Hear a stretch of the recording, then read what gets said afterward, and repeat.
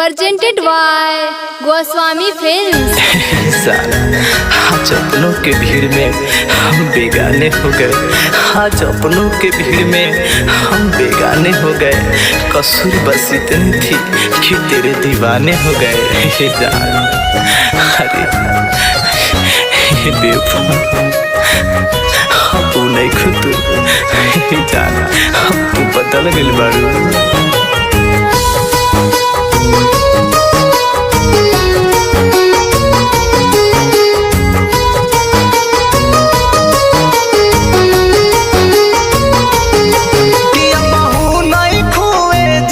जवन तू पहिले रहलू हो किया बहु नहीं खोए जान, जवन तू पहिले रहलू हो।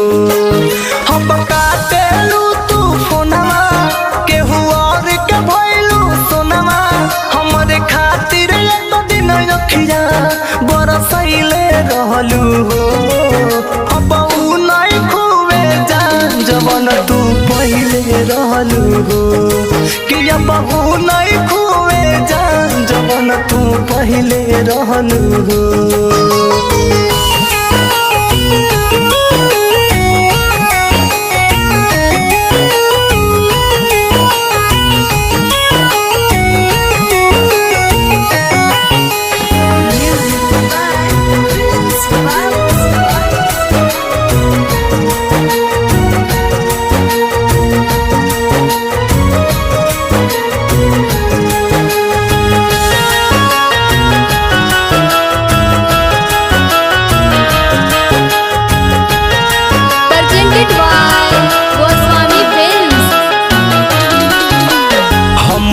जननी प्यार में तू इतना जल्द सिमट जइबू, हमारे आँख के सोझा के हूँ हौरी से लिपट जइबू।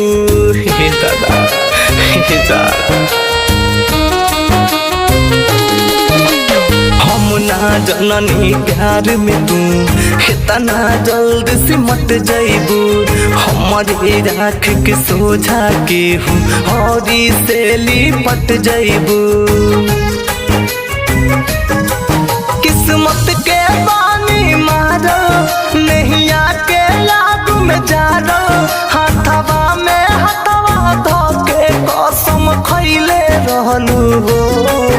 अब उ नहीं खुए जान, जवन तू पहिले रहलू हो कि अब उ नहीं खुए जान, जवन तू पहिले रहलू हो।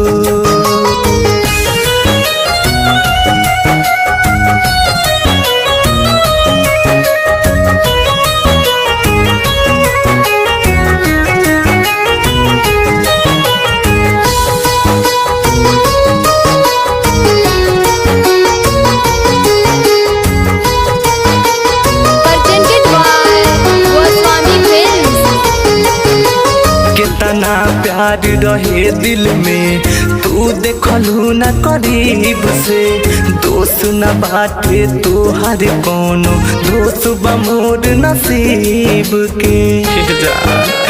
हे दादा,